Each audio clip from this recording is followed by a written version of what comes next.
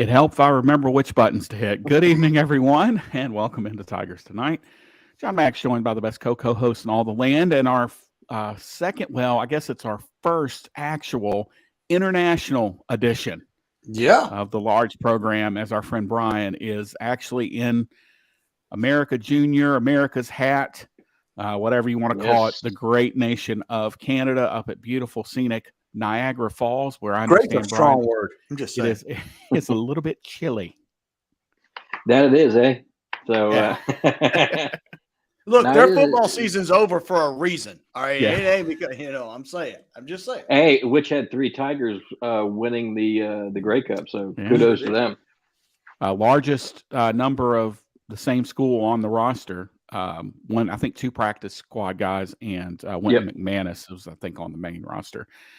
And from a slightly warmer Hernando, Mississippi, our friend Larry. Larry, how are you this evening, sir? Well, I'm here, and been an eventful weekend, but more importantly, we got a win. We became bowl eligible, and I know we're going to talk about that. And whenever that happens, hey, it's a good week, no matter how you do it and who you do it against.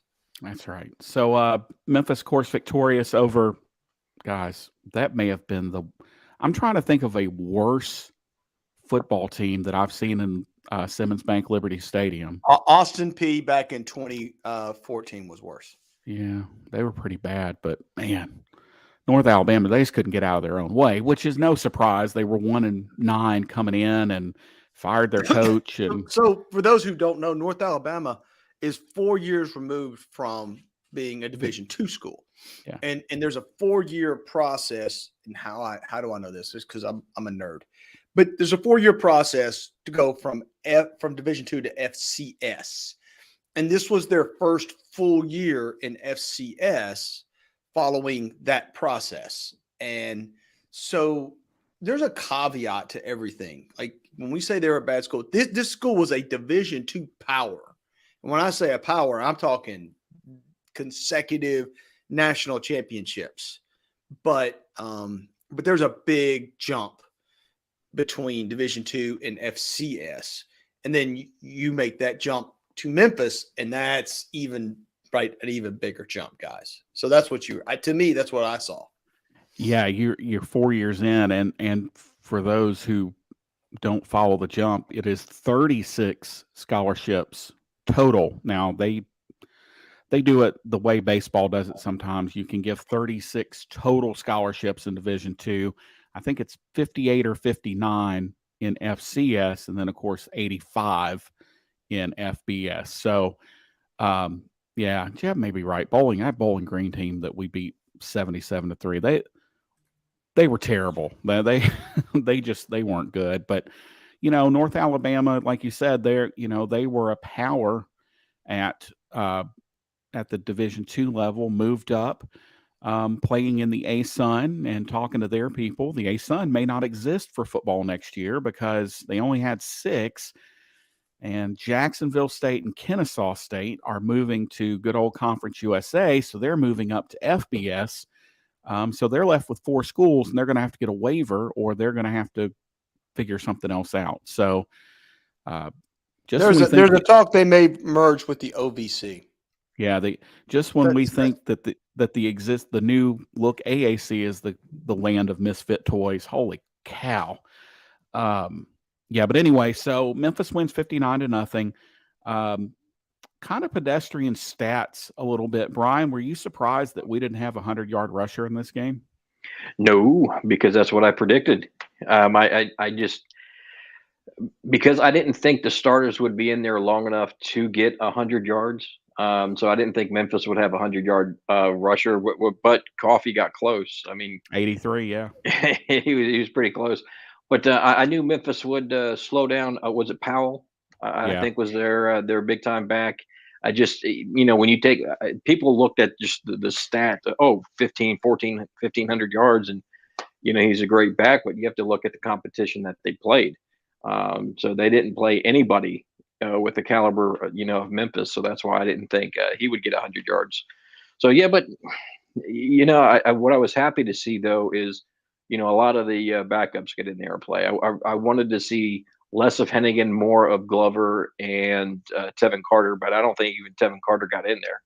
No, it was just Glover and Hennigan because Hunter Halsley took out the last 3 or 4 snaps. And that is actually the exact thing he did, was take out pretty much the entire offense. And I mean, if you watch that one play, I think he tripped over every yard line on during the play. Yeah, nice young man. And I've caught a little bit of heat about talking about Shonderick Powell, but look, I was just repeating what Matt Barnes said. Matt Barnes said he was the most dynamic player Memphis has faced this year. I'm just a dumb dude with a podcast. I just kind of have to go along with that. And I think that was coach speak to me, though. No, because I went back and I watched, and yes, there is the level of competition argument. But I went back and I watched some of his stuff, and when all things being equal, which the big problem, FCS versus FBS, it shows up in 2 places, special teams and along the offensive and defensive lines. That's where your big differences are, because you can have skill players all over the place, but it doesn't matter if you can't block. But he tore through some teams pretty good. I mean, especially on a 1-9 team, if you run for 1,500 yards and you're literally the only thing that team has, and just being frank, a lot of people made that same argument about D'Angelo Williams. Right. Oh, he's not great. Look at the level of competition. But we saw how great he was. And I think Powell's good back. I think, talking to the UNA folks, they don't expect him to be there next year. They think that an FBS school is going to jump in and snatch him up. And I'd take him. And the quarterback Walters, they think he's probably gone too. And both are Walters is a true freshman and Powell is a sophomore. So anyway, 59-0, the final score. Again, just kind of pedestrian numbers. Nobody really stood out to me except for Coffey and Sutton Smith. I thought Sutton played really, really well. I asked Coach Silverfield about that, and he said it's so important to get all the young guys in the game because everybody's one snap away. It's your backup quarterback situation. A twisted ankle here, or a hand injury, and Ryan Glover's your guy. I mean, we saw that last year, right, with the UCF game when Seth got hurt. Peter Parrish went in the game and looked woefully unprepared, and just way out of his element, just in terms of athleticism and speed of the game and what we could call with him in the game. So, I mean, I'm like Larry. I'll take a W. Caden Priest-Corn again, 68 yards receiving. Eddie Lewis, this was the, as we like to joke, this was the Eddie Lewis game. 73 yards receiving on 3 catches, had a 60-yard punt return as well for a touchdown, which we're going to go through here in a second. But Larry, who kind of jumped off the page for you for Memphis?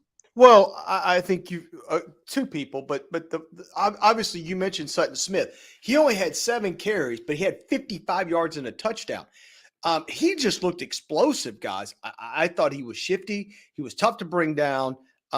Broke some tackles. Now, again, against lesser competition, but still, he really looked like he was out there to make a statement to me.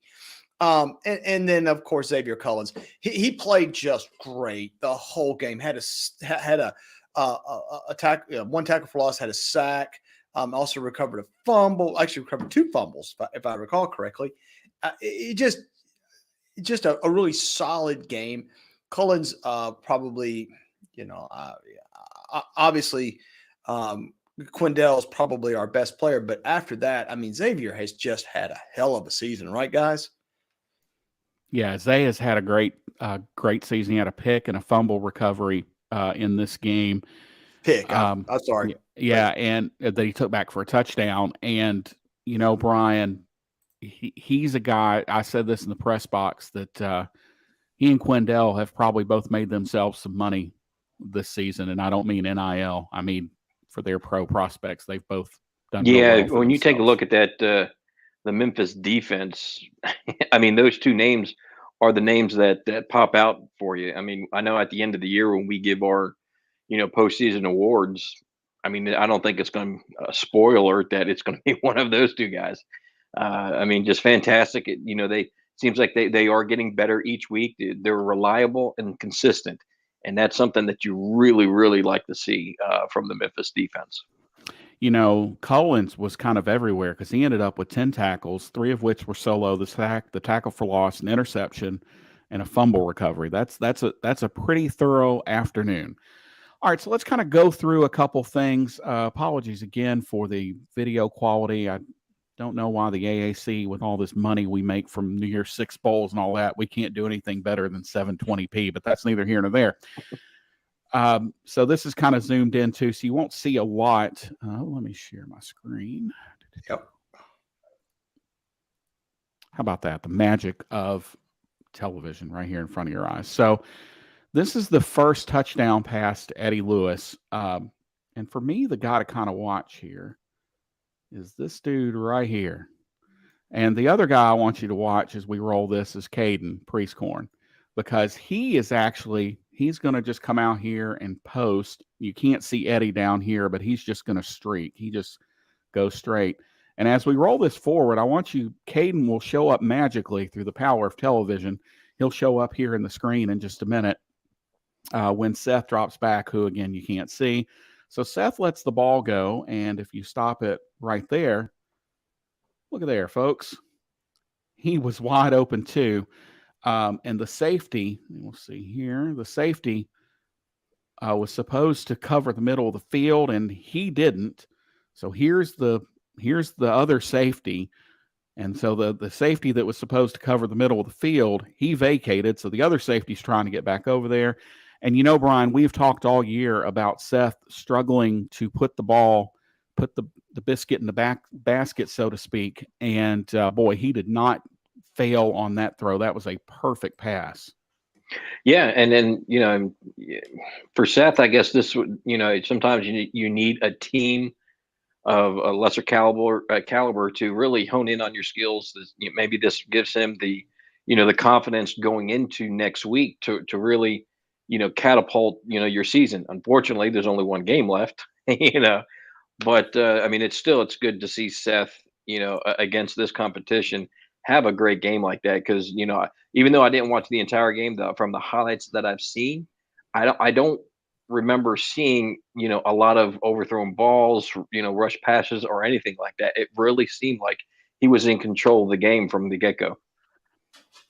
Yeah, Larry, it was probably one of his better efforts in terms of not getting his feet out from under him and letting go of the ball too high. He did a really nice job on Saturday. And here's the other takeaway: he didn't try to do too much, and I think that's when Seth, we used to say, stay within yourself, and that's a nice way of saying, hey, look, don't try to do too much. And one of the things I think by running and things like that, he is trying to do too much. And in this game, he sort of stayed within himself, and he didn't seem to be pressing, which was I hope that translates next week in Dallas.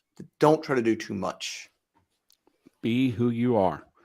All right, so this is the fumble that Quindell Johnson forced, and I want you to watch a couple people here. I want you to watch, I think it's Tyler Murray.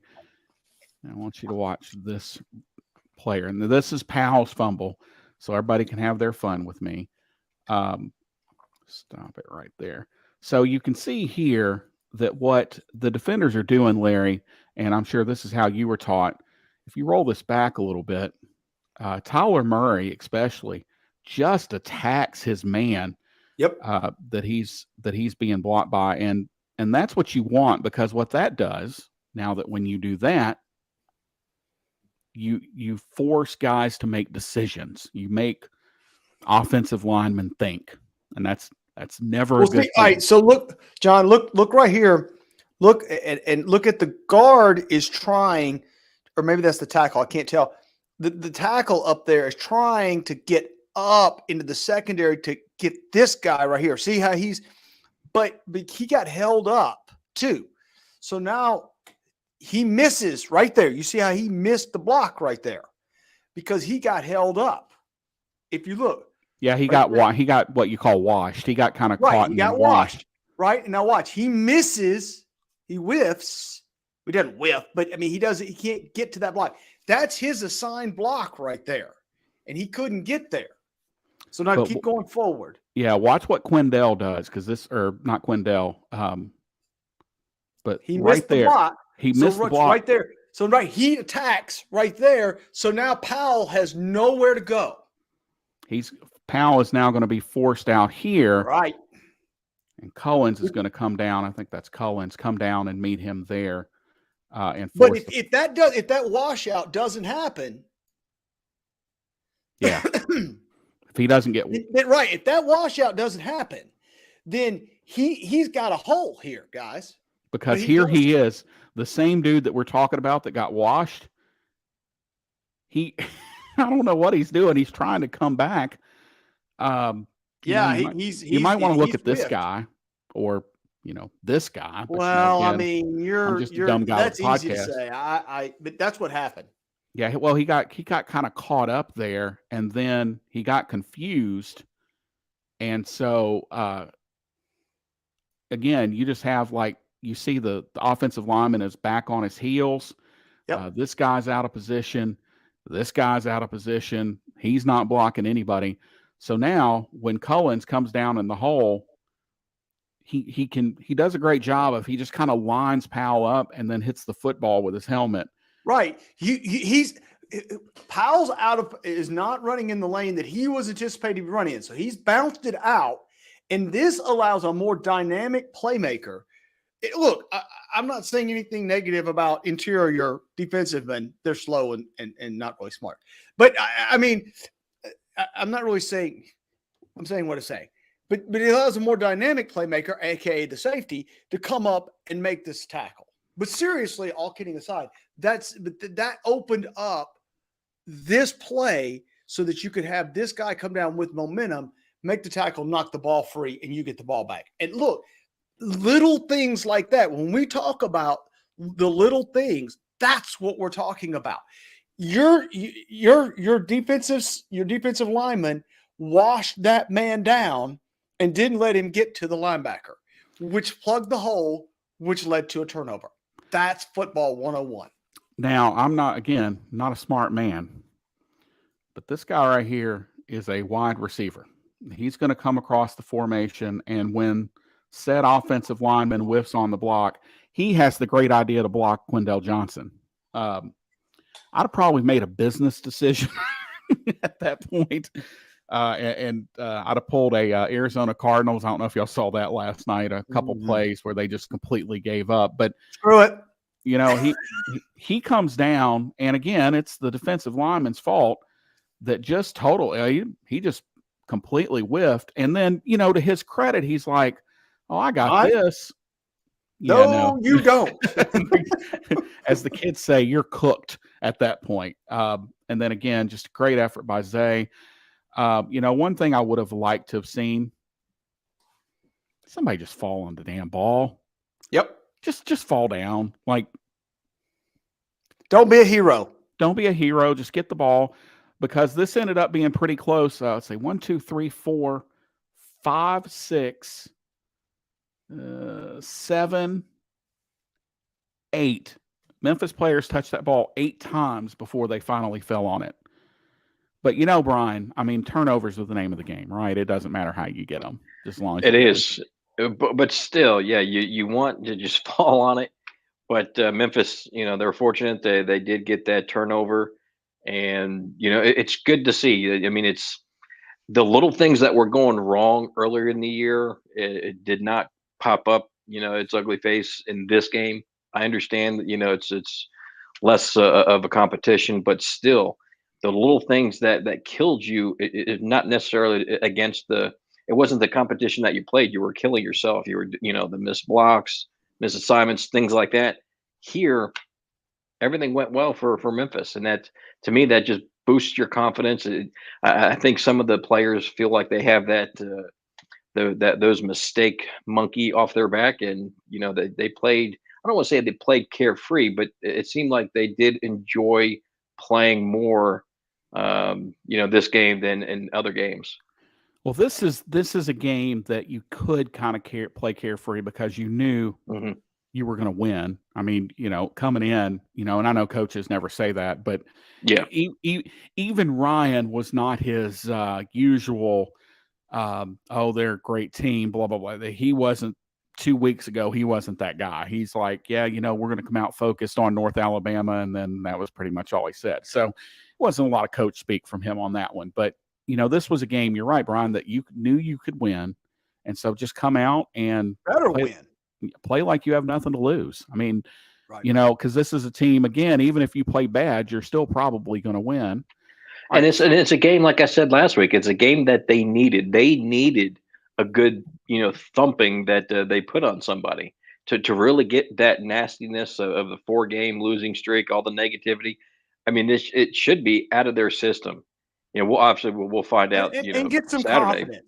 Get Yeah, some that confidence. confidence to me is the See big something thing. positive happen, right? Yes. And so, John, you said it best. Like no team needed a bye week more than the Tigers did, and then no team needed a break. That break between the loss to UCF and then we played early, with Tulsa, right? So we got the Tulsa game, and then you had a fairly long period of time, and now you got this game. This is a team that sort of can, and we're going to show some more plays here. But this is a team that's really going into this week, and I posted this on the board. I'll say this. I said this at the beginning of the year, and I'll say it one more time. This game is the most important of the year, and I'll explain why. And a lot of it is perception and then how you feel about yourself. And, going back to that little things that we missed, I want you to watch right there. Now, earlier in the year, this block right here is completely missed. Right. Early in the season. And what that block does is that opens this up and allows you to, I think this was Ducker's first touchdown. And then Ducker's really just got to be worried about one guy. And if you're Jay Ducker, you're not worried about a little 5'0" 100 and something pound, 100. Hey, wait a minute. And the thing is, like, yes, this was a good effort by Ducker, but number one here makes kind of a business decision. He doesn't get in front of him, kind of lets him go into the end zone. But again, Brian, you've talked about it too. It's little things, and even something as simple as a pulling tight end, coming around the end, taking the defensive end out, kicking him outside, so you're running back. That's the things we've been missing all season. That's another one of those little things that you talk about so much. It's timing, guys. Yeah, and this is a game that you can work on your fundamentals, and I think the coaches knew that. And from what I saw, they coached that way. The players definitely played that way. It's just something to hone in on your craft, going into next week. Again, level of competition and all, but we manhandled them up front, which we absolutely should do. As you can see here, I don't know what's happening here, but that's just a mismatch of bodies in there. But that's what you do down on the goal line. And look at him still holding this block out here. But that's what you do down on the goal line is you just get everybody kind of jumbled up in one area, and then your back takes the cut and goes into the end zone. So, let me speed this up a little bit. Touchdown. All right, and we will move ahead. I think what's next is the punt return. Yep. All right, so this is Memphis's first punt return for a touchdown since obviously last year, and I can't remember the one before that, but it had been a long time. Tigers come out in run back coverage. They're not going to really come after the punter. He's one of those rugby style guys, and Memphis didn't really come close to getting to him all day, but that wasn't the plan anyway. So this was a line drive punt. Now, we'll go forward just a couple of frames and stop. So you got this guy. You got this guy. That was terrible. This guy who's inside his block. What do you see with those guys? None of them are squared up. Nope. To the player. and none of them are really in a gap. You've got two guys that are really close together. The two guys closest to the punter are really close together. And there's no real what we call gap integrity. Okay, that's a nice term for this. So what have you left here? You've left all he's got to do is make one man miss, and you got a nice little return set up. Boom. Hey, he made him miss. Goodbye. Yeah. You know, one thing I noticed about UNA, and I'm sure this has to do with the level you're at, a lot of reaching, like on defense and on, whatever, special teams, a lot of guys reaching at guys. No, like you said, Larry, no fundamentals. Like he's broken down here because he can't get his shoulders squared to make a good solid hit on him. So you're right. All Lewis has to do is make one guy miss. Good job up here. I think that's Rock Taylor. This guy was trying to pick up a cheap flag, but the only reason he's falling down is because he falls over his own front feet. But, you see that called sometimes, and Taylor does a good job. And then this is a matchup I'll take every day, a linebacker trying to take an angle on Eddie Lewis. And, goodbye. Yeah, Eddie, or actually that was a corner who actually ended up running him down. But, that's a chance I'll take. Good job there by 88 to just kind of get in there and get in the way. And then Eddie does a great job here stretching for the pylon. They said he stepped out of bounds. It went to review, and he didn't. And who doesn't love a sad lion? I just noticed that. I hadn't noticed that. I've watched through this about 4 or 5 times, and I'm just now noticing. Sad lion is sad. That's too bad. Nice group of people from UNA, but nothing like a good sad lion all right, to round out the day. And at this point, it's 28-0, so sad lion is sad. All right, so this is the interception that Quindell had. And I want to point out a couple things here that I thought were interesting. We'll roll this forward a little bit, and we're going to stop it right here. So, Larry, I'm assuming this is man. Yes. It looks man suspicious. Looks suspiciously like man. Especially since there's 2 receivers and two defenders. Yeah. What I find interesting is Quindell is actually here over the slot, but then he hands it. I think this is Ruben over on this side. But I want you to watch kind of how he hands it off, because he kind of mucks up the play a little bit because he chucks him. If we're being honest, that's about 8-9 yards downfield. They were trying to run a pick, John. Yeah. That's what they were trying to do. Yeah, he was supposed to come over and pick off. I mean, it's not, look, it's illegal to actually, it's offensive pass interference. So what he was actually trying to do was kind of get in his way. And he was trying to free up a little, I guess it's sort of a semi-wheel route coming out of that. That's what they were trying to do. Yeah, so this guy's going to run to the sidelines, and Quindell just does a great job. He just kind of chucks him, and, you're not going to have time. So Ruben knows he can get back here. Yep. And Quindell said they call it super buzz, which is what you see there. And then when Quindell breaks and hands this guy off, which again I thought was really interesting. Larry, you bring up a great point. Looking at it now, that's exactly what he was trying to do. They call it a rub route, and he was just trying to get Quindell out of the way so the tight end can break out. And now, everybody's like, why did he throw that ball? Well, at this point, if you're the quarterback, you look up, and as you're prepping to throw the ball, that's what you see. So it looks for all the world like he's going to be open when he makes that break to the outside. Here, there's 2 things that went wrong here for UNA. The first thing is that the man that's running the out route doesn't get far enough. He should be at the numbers at this point and not where he is. He's too close.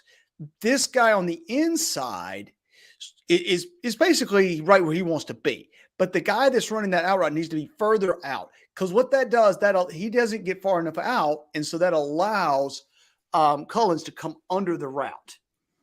Yeah, and so everybody's like, well, why did he throw that ball? I mean, you could see Quindell. Well, but what you don't really see here is he is setting up to throw the ball, and he lets it go here. And so it still looks like that there's no way Quindell's going to get out here. But I want you to look at the feet of the receiver. It's not crisp. He's just kind of lounging and he kind of rounds the route off. He rounds the route off. Yep. And that like right here, he's ready to let the ball go, and it's too late at this point. You can't pull it back and kind of rechuck it, but he lets the ball go, and Quindell's right there. Just a great read. And then I don't know what he's doing. I don't like, why didn't he, if you're coming here, then you've got to go hard. Like you can't come out here. Like there's no reason on an 8-yard out pattern that the tight end or the receiver should be 11 yards downfield. Nope. Like he should be he should be where Quindell is. And so Quindell should actually, if you run that right, Quindell gets forced up inside the 40 and he doesn't make that play. Correct.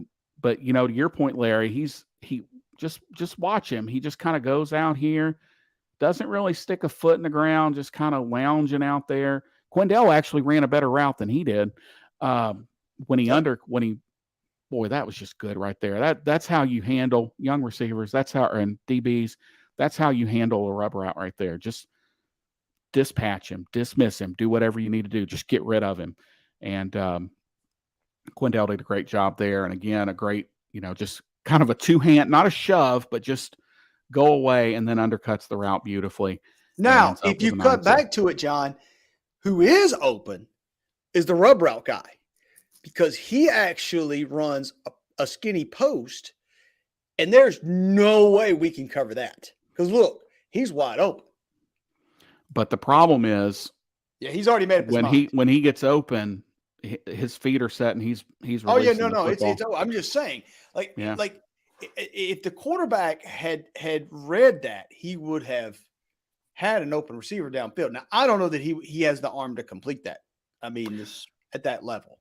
Well, and you can't see it again on the terrible video. And my editing skills, boy, do I need help. You can't see it there on the video, but Quindell actually grabs that with one hand. He one hand snags that interception. All right, this is the next turnover here, actually. And again, I don't know what I was doing, but this is Xavier's interception. He returns for a touchdown. Now, why, if you're UNA, do you not have anybody running right here? Because Memphis is playing a very deep zone. Yep. And zones, the most difficult thing for zones to cover are seams. The post just plays right into this deep zone, because now you got your free safety in this. Well, he's your strong safety, but he's playing free middle in this situation. All he's got to do is he's worried about one guy. That's it. Because there's nobody else over on this side of the field. You bring that back because, it looks like they tried to do the rub again. They tried that rub route again. It's the same route, more or less, from a little different formation. From a different formation. That's very common, is that you'll run the same play, but from a different formation. That's most teams. If teams are really honest, as far as pass routes go, they probably only have 5 or 6, maybe 7. But they just run them from different sides of the field, and run from the opposite side, from a different formation, maybe. But that most route combinations are 5, 6, 7 at most. This should have been the read for UNA. Oh, yeah. Because you've got man coverage, and all you got to do is get the ball out here. Again, since you're not working the seam, which I don't understand, but but this should have been the read. But, Zay just kind of hangs out in the middle, and then he can't believe, I know he would tell you differently, but he cannot believe that. And again, watch the receiver. This is one of the big differences in FCS, FBS. Just watch the receiver that runs the route here. There's no force, what they call force, to his route.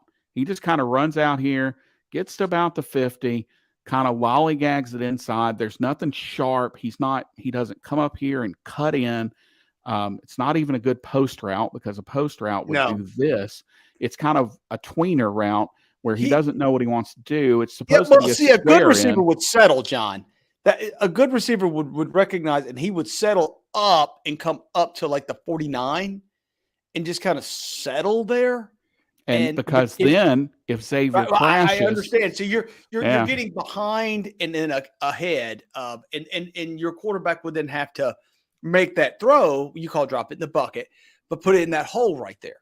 but then the thing is, if he settles, if he comes in here and settles, and Xavier comes up and misses the tackle, that's Yeah. 6 because there's nobody. What- Because you've got the wheel here and everybody else is down here. Who was it that for Memphis that did that to SMU in the Saturday night game where that exact scenario happened? They were playing Yeah. deep cover zone, and I can't remember the wide receiver that caught the ball. The kid Crochet. Yes, that's right. Missed the tackle. But yeah, I mean that was it in a Hold nutshell. on. Good grief. Told you all my video skills are nil here. All right. So anyway, so Zay steps under, again, I just go back to the route. What a poor route. You're inviting the interception. Never should have thrown the ball there. And then Memphis does a great job here getting defense to offense. This poor dude just I don't know what he was thinking was going to help be the outcome of this. He had no chance. No chance. Because I remember watching this live and I'm like, what is he doing? Like, hey, but he was motoring for a big guy, for a big offensive lineman, but they get the wall set up over here. And all you got to do, what you do on that situation, I want to finish up here so we move to SMU, but what you do in that situation is you just want to get in people's way. Because if you try to throw a block or finesse somebody, what happens is you're going to block in the back. You're going to do any of that stuff that you don't need to do. All right. So real quick here before we wrap this part of the show up. Yeah. Defensive players don't block. Trust me. We suck at it. You just get in the way. Just don't. This is Ryan Glover. And we talked a couple weeks ago about Seth climbing the pocket. And this is where Glover could use some work. So you've got a good pocket here, but you've got pressure coming here, and they're bringing more than you can block because you've got a double here, and so they're bringing an extra guy more than you can block. But now, again, dumb guy with the podcast, but that doesn't look like a good position to do anything offensively. You got the leg way back here. He didn't climb the pocket. He kind of got his man kind of got forced back into him. We're nitpicking here a little bit, but this is why it's important for your backups. We call that pocket awareness, John. Yeah, and this is why it's important for backups to get game time, because now you've put something on film that can be corrected. So he goes down, and then the last play, we'll fast forward through this. That was a good, just solid run play. And then the next play to get us to 59. All right, right here. So this is one of, Brian, I think this might be one of the finer individual efforts I've seen in some time. And they did the thing you've been harping on, the cutback. Yes, he bounced out. I mean, Smith is an explosive back. We've talked at length, throughout the year that Memphis has been missing that explosiveness. Smith is that explosive, elusive back. I mean, I really think next year he's just going to blossom. I mean, hope so. It's always hard to say. I mean, you could have said that, he could have done that this year. I'm not sure.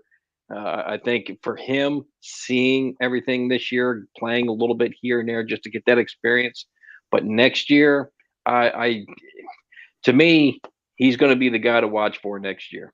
I really do think he can have a special year. 4 weeks ago, this is a 4-yard loss. And now, granted, the tackling effort's not great here from UNA. And Sutton tried. He was going here because that's what they're coached to do. They're a single gap team. So he's either going there or he's going to try to get there. But he has some awareness here, some spatial awareness.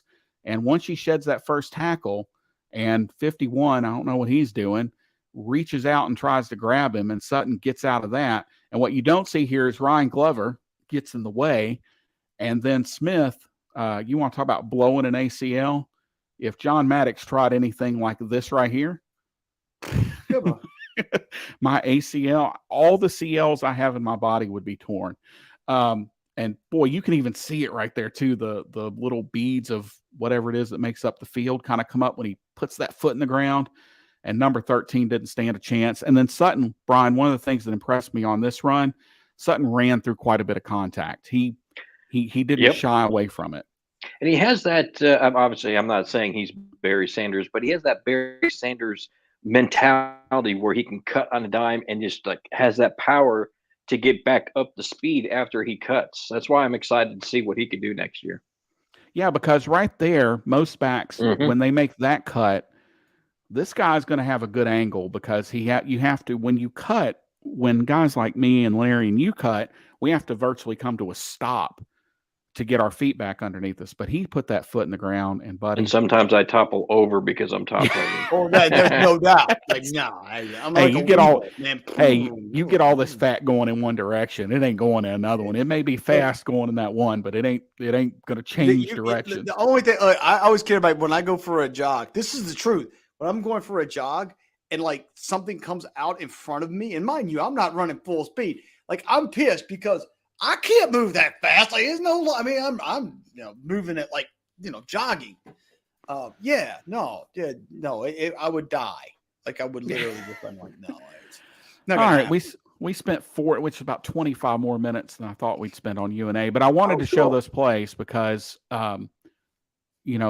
I think in this game, a lot of the little things that we've talked about repeatedly were at least corrected temporarily. Now I can't speak for going forward, but I think at least temporarily they were corrected. Okay, so moving on, that means there's one more game left in the regular season. We have two more games. We'll talk about that in a minute.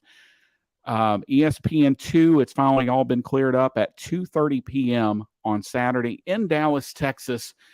Memphis takes on the defensive juggernaut. The offensive juggernaut. Do they SMU. even play defense? I think I texted you guys this. I don't know that I've seen a poorer tackling exhibition than what SMU did at Tulane. Guys, it was it wasn't like Houston faced a rough way to go when they played 2 weeks ago. They scored 63. The problem was they gave up 77. Well, I mean, look, they don't play defense either, but details.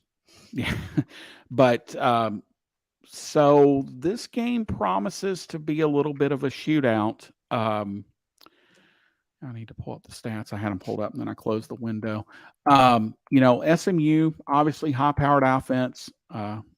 Tanner Mordecai is, I believe, I'm pulling it up. Number one passing offense in the conference, 326 yards per game. Memphis is still near the bottom of pass defense. They're seventh. They give up 244 yards a game. Boy, poor South Florida. Scoring defense, Memphis is right in the middle of the pack. They give up 26 points per game, but SMU gives up 35 a game. My concern here, guys, is the question it comes down to is Memphis built for a shootout?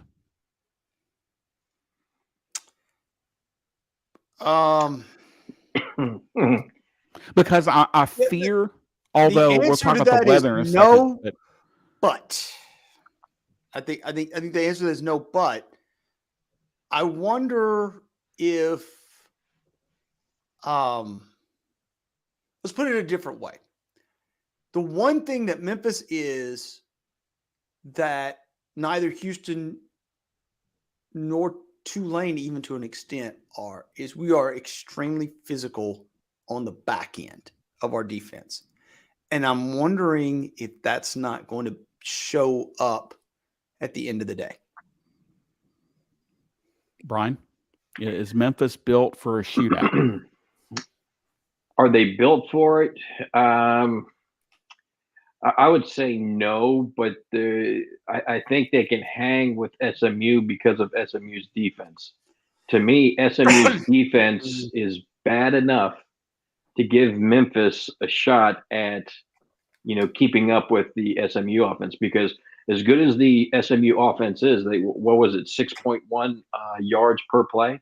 Yeah. Their defense gives up 6.3 yards per play. So their defense is, I mean, that's why I think, Memphis is not built to be a shootout team, but because of the SMU defense for this game, I say yes, they can. I'm really torn because this is a situation where neither team really has anything to play for. They both know they're going to balls. But I think Memphis has more to play for because of the hot seat that, Silverfield has been on. We hear, Silverfield's a player's coach. If his players truly want him to be the coach, I think they have more motivation than SMU right now. Because SMU, when you watch that game last week, what was it, SMU and Tulane? SMU the players, they had poor body language in the first quarter.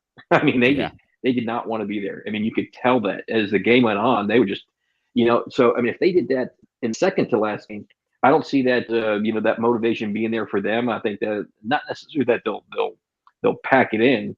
I think they want to win, but to me, the motivation is not going to be there as much as Memphis players have the motivation, because they hear the noise. Silverfield's talk about it.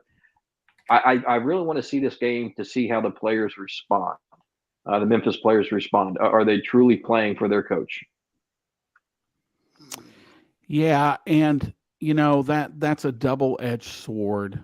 SMU is going to be at home. It's going to be their senior day, and that always, for whatever reason, always hypes teams up. And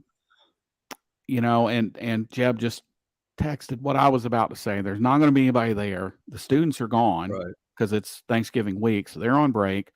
Not like it's a big to-do attendance in SMU anyway, and that's not a knock. We've all had our attendance woes this year. Goodness knows, 24,000 people at the Liberty Bowl Saturday. Yeah, right. But we've all had our attendance woes, and the atmosphere is just not going to be big time. It's just not. And that, again, that's not a knock on SMU. It's everybody not named these top 10 teams. Like, everybody deals with the same thing, especially this time of year. I know the SMU defense is really bad, but everybody told me how bad Tulsa's run defense was, and Memphis couldn't muster anything against them. And so that is my concern with Memphis being built for a shootout. I just think they'll make more plays than we do. At the end of the, I think that's what you're saying, John, right? Well, I don't know. I'm not sold. I'm not sold on anything right now, but I just wonder, Tulsa came into our game giving up 246 yards a game on the ground, and I think we ended up with 75, 80, something like that. So when people look at me and go, well, their defense is bad. Well, our offense is bad.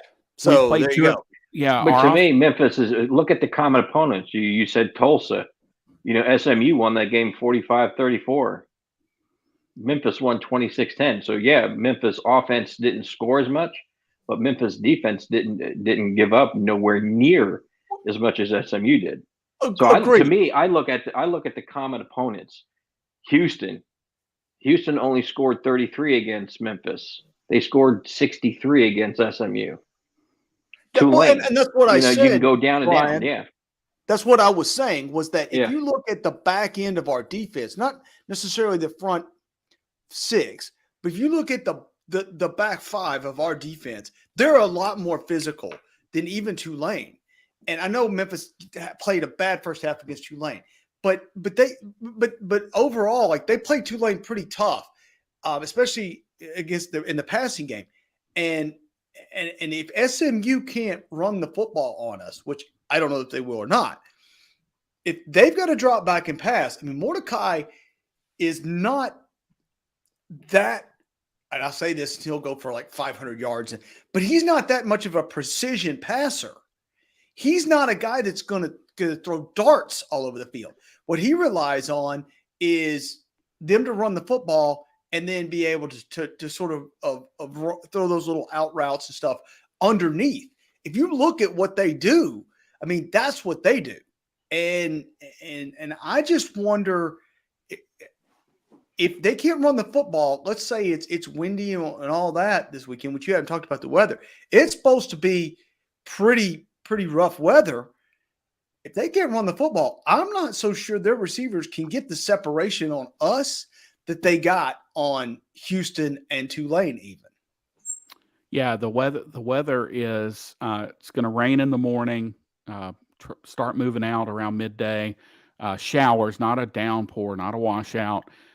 Temperatures in the 50s, and the wind is going to pick up and be anywhere between 15 and 25 miles an hour with gust up to 35, which does not bode well for a passing game or a kicking game. But here's how I'm kind of looking at this game. If the game is in the 30s, can Memphis win? And I'm not picking a score here, 38-35. Yes.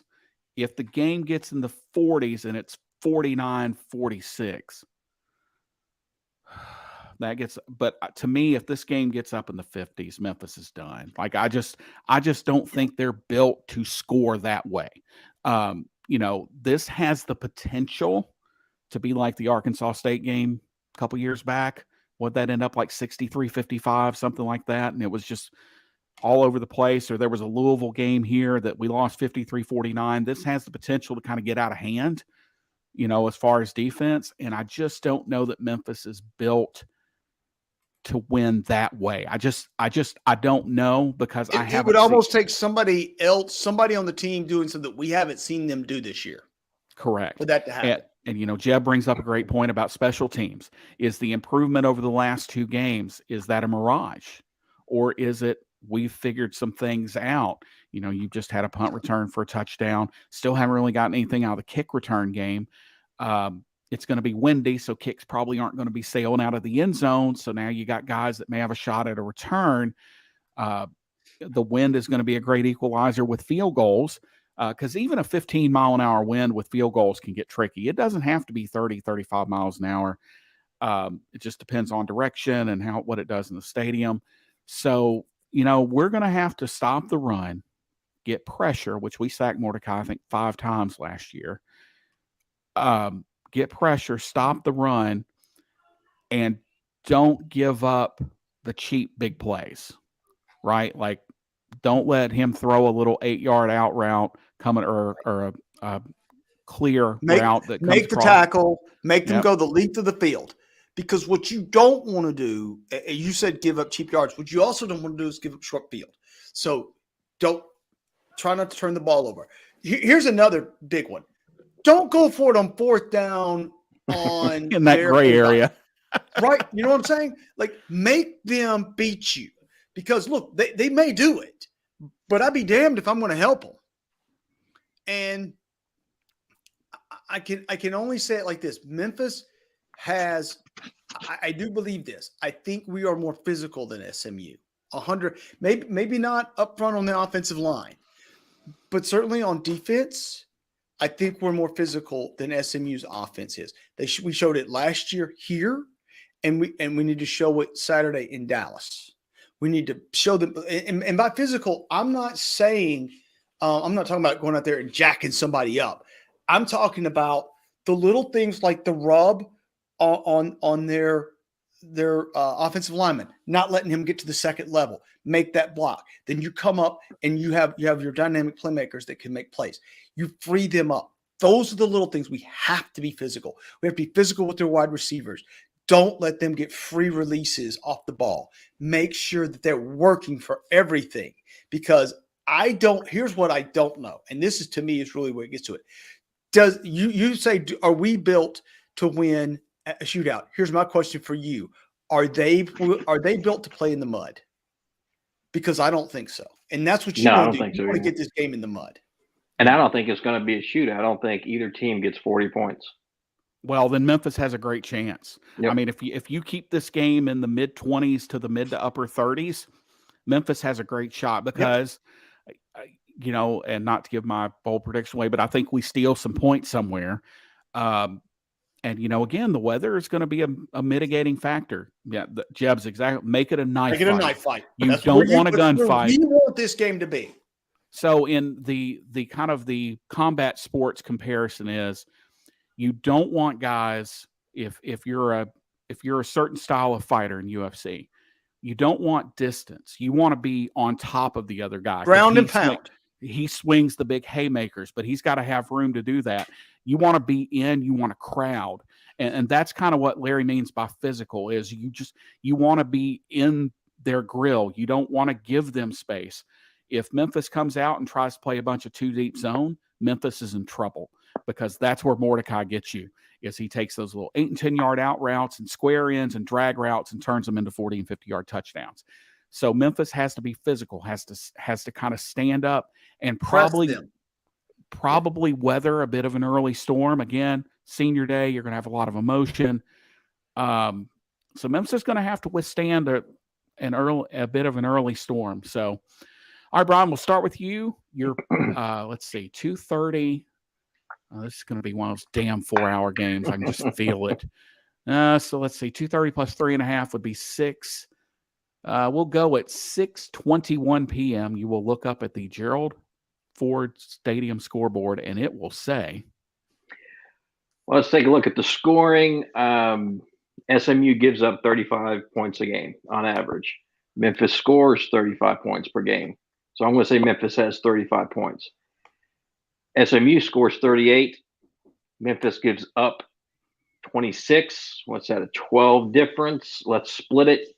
Say Memphis gives up 6 more points than they normally do. So that gives you 32 points. Memphis wins 35-32. Man, we almost had some two-y math going there. And what's your bold prediction?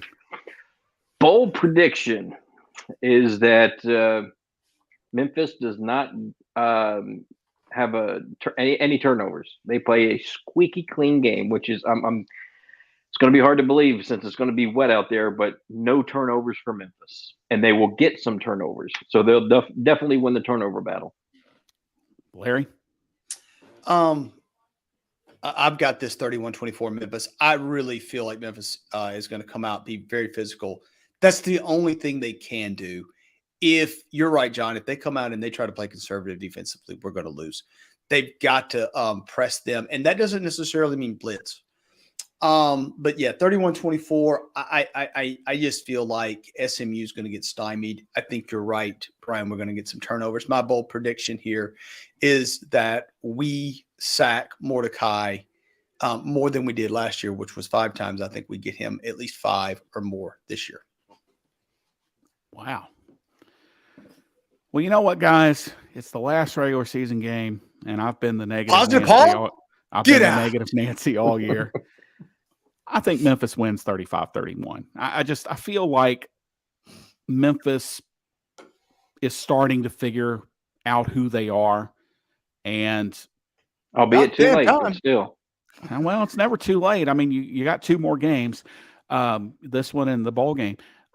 Yeah, Memphis wins 35-31. And my bold prediction, and I want to say something about it here in a second. Quindell Johnson gets a blocked kick of some sort. Okay. Now, why is that funny? Because we had this whole discussion in the presser after the North Alabama game, because Quindell swears he blocked that field goal against Tulsa that brought game day here. He swears up and down he blocked it, and by God, the score sheet said he did. I'm completely missed it. I thought the kid just hooked it, but I think Quindell's going to get a clean block in this one, just if for nothing else to prove me wrong. Because we all kind of, when he said that, we all kind of looked at each other like, and Quindell's like, "No, I blocked that." All right, whatever. We'll give it to you. Well, if he did, the ESPN guy missed it and they watched it about 15 times after the game. And, and the only reason it came up is I asked him, what was his favorite memory of his time at Memphis. because he's a super senior, so he doesn't have any eligibility to come back. Right. And he said it was the blocking the field goal against Tulsa, and we all kind of looked like, what field goal? He's like, oh no, I blocked it. Like, he's like, go look at the score sheet. So, but I'm going to give him, and if not him, I think Memphis blocks a kick in this game, and I think that is where Memphis can make a difference. Is in the field position game with the punter. And Jeff said he couldn't watch the kick.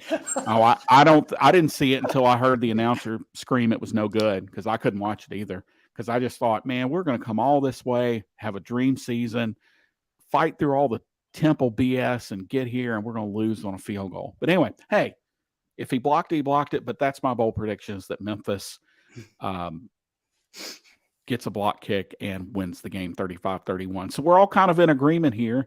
I hope my positive Paul doesn't backfire on me a little bit here. All right, so moving on real quick before we go. Memphis, of course, bowl eligible.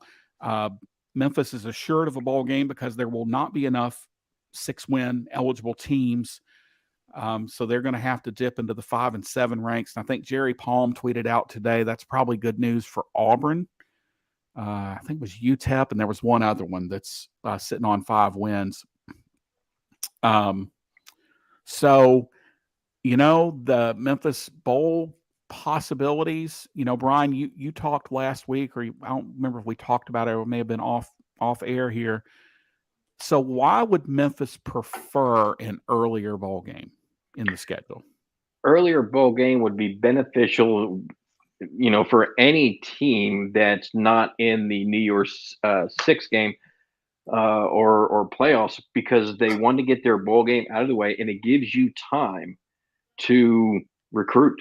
You get a head start on recruiting, because if all the other teams, they have to worry about recruiting and have to worry about bowl practice, worry about their kids, away from bowl practice. I mean, it's scatterbrained. Memphis, December 17th. I think the signing day, I'll have to take a look off memory. I think it's December 21st. So if you're Memphis and you play December 17th at the Fenway Bowl, once that's over, you have a few days, 4 days, just to really recruit and bring things home before signing day. And 21st through the 23rd is the early. But is that period. A dead period? I can't remember if that week is a dead period or not. Yes, I can answer that. Yeah, it's dead. It is, because you're in the middle of the bowl, so that is a dead week. But you could still, so since you're not actively I don't think recruiting, it's dead. I think it's quiet. So that means kids. You're right. You're so exactly kids right. can call you. You just can't call the kids then, if memory serves me right. If I'm thinking that, so they could still get everything in order. Meet as a staff. Who do we want to hit after? I mean, you're getting a head start on the 2024 kids, because the first signing period, you're going to sign probably 75 to 80% of your 2023 kids in the first signing, the early signing period. But yeah, recruiting. That's why all the coaches prefer an earlier bowl, so that way they can get a head start, and it just makes life a lot easier for coaches and their families to be home, during those times. Well, I was told that it is, quote, highly unlikely that Memphis ends up in the Fenway Bowl for a lot of reasons. The first of which is financial. I don't know. The payout is estimated to be around $2 million, but for some reason, who knows? They've never published it.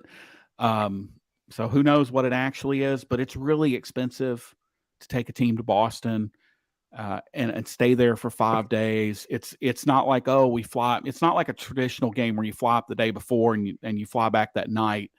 You got to be there 4 or 5 days. You got to do all the stupid stuff and play all the games and go to the Dave and Buster's or whatever they have up there, and do all the cookout and all that junk. And so it is kind of expensive. The clam chowder. I've been told that it's most likely Birmingham or Shreveport, with an outside shot at one of the Texas Bowls, be it the Armed Forces, First Responders, or Frisco. And a lot of it, from what I'm hearing, is hinging on what happens with Tulane on Saturday. If they lose to Cincinnati, they probably end up in Shreveport, and that probably pushes Memphis to Birmingham or Frisco. Frisco, I would love either of those. I mean, I'll even go to Birmingham over. Larry, well, Birmingham has the new stadium now, right? Yeah, we wouldn't have to play in that Birmingham. But Larry, I've already got you penciled in for 2 rooms at the Independence Bowl, because I know that's a family outing to go to Shreveport. No, it's funny. Deb and I talked about this. I would literally stay in Jackson and drive over, like literally. It was like we should all hate something as much as Larry Marley hates Shreveport, or we should love something as much as Larry Marley hates Shreveport. And here's the thing: I've stayed there a lot. I've been to Shreveport quite a bit, and it is. It's one of those places you go to and you go, okay, I'm going to find something nice here. I'm going to find it this trip. Nope. They have a nice little mall, like outdoor mall there. I can't remember what it's called, something, and it's not terrible. Man, it's just. Hey, the great thing about Shreveport is they built an interstate to get you out of there faster. 2 of them. Yeah. and if you haven't driven by the Independence Bowl, like just first skip that. My description of it literally looks like, I cannot believe, with all the corrosion on the uprights, I can't believe it's still vertical. I literally can't. You drive past and go, at some point they should paint it. Like, do something. I mean, I don't know. You just have to see. Sorry, I didn't mean to get Larry going. All right, so here are the potential bowl, and the way the bowls are is so different than it used to be in the past. ESPN owns about 85% of the games, and so they have what's called the pool, which means they take literally all the P5s that are bowl eligible and all the G5s that are bowl eligible, and they kind of play Legos with them and move them around. There are a couple bowl games that are kind of set, but most of them aren't. So the Cure Bowl is one of the G5 pool bowls, and that's the American, Conference USA, the MAC, the Mountain West, and the Sun Belt. That's on December 16th. December 17th is the Fenway Bowl, which is either ACC or Notre Dame. Where is the Cure? Is that Orlando? No, it's in Orlando. Right. Yeah, Cure's in Orlando. The Lending Tree Bowl is in Mobile. So Fenway is on the 11th or on the 17th. That's either an ACC school or Notre Dame versus the American. The New Mexico Bowl is December 17th, and it is between the American, Conference USA, and Mountain West. They will take 2 teams. From that conglomeration, somebody has to go to Albuquerque on December 17th at 1:15 in the afternoon. Sign me up for anything but that. The next one is the 17th, the Frisco Bowl, which will be at 8:15 late kick, but it'll be the group of 5. It'll be 2 teams from the group of 5. Is that in the which stadium is that in? Is that in the old baseball stadium? No, I think it's the soccer stadium up in Frisco. Now, let's see. Yeah, it returns to Texas. I don't remember where they play that at. Bowl. I don't know what stadium it is, but I think it is I think it's the soccer stadium there. Toyota Stadium. It's the Dallas. Is it FC Dallas? Is that right? Yeah, the FC. Yeah, FC Dallas. So it's in Dallas, basically. That game is on the 17th. And then on the 19th, some combination of the American, the MAC, and the Sun Belt will play in Myrtle Beach on the blue turf at. I wouldn't mind that one. That wouldn't be too bad. December 19th in Myrtle Beach. Probably Coastal Carolina is probably going to be in that game. That's their home field. December 20th, the godforsaken Boca Raton Bowl, which will be a 2 group of 5 teams on the 20th. The Armed Forces Bowl is on the 22nd. That's American versus Conference USA. I think it would be a huge upset if that's not Houston or SMU in that game. Independence Bowl, we've already talked about, is on the 23rd, which is American versus Army, but Army is not going to be bowl eligible this year, so who knows? The Gasparillo Bowl is on the 23rd as well. That is in Tampa. Is that at the old Tropicana Field? I don't even know what they call it anymore. It used to be at Raymond James. Did they move it? No, I it was don't know. I thought it was always at the Tropicana. I don't know. Yeah, if you've been to Boca once, you don't need to go back. Yeah. Ahoy, Tampa. Let's see. You would think I would have been more prepared since I'm the guy that wrote an entire article about the bowl. No, I think it is at the. I don't know. Doesn't matter. It doesn't matter. We're not Memphis, going. Yeah, Memphis probably didn't go in there. That's the SEC versus the ACC, the American or Conference USA. That's what I was telling you. This gets all convoluted. The next American game is the First Responders Bowl on the 27th. That and the Birmingham Bowl are the same day. The First Responders is going to be the Big 12 versus a team from the ACC, the American or Conference USA, and Birmingham will be the SEC versus one of those three conglomerations there. And then the Military Bowl in Annapolis, which will be again the ACC or Notre Dame versus the American, and then that rounds out the Americans' bowl opportunities. So there are. The American can play, and I think it's a total of 7 possible bowl games. Is the way it all kind of shakes out. Like we have 3 set, and then 4 others. There are 7 bowl eligible teams, so it's about pecking order. It's about a lot of stuff, but let's be real. ESPN's going to set these matchups. They're gonna move these pieces around where they think they should go. That's why I keep thinking Tulane, if they lose to Cincinnati, they end up in the Independence Bowl. East Carolina probably in the Military Bowl. Cincinnati, and you can send them to Boston fairly reasonably. If you're Memphis, you're in a great spot because you can get to Birmingham easy. You can get to Frisco, Texas easily. They try to avoid rematches, and technically 2 years ago Memphis was in the Fenway Bowl. Technically, they just played it in Montgomery. So who knows? But we will not find. Well, I'm not going to say we will never. It is highly likely we will not find out our bowl destination until after the championship games. Not this weekend, but next. Sometimes they come out and Sunday. say it.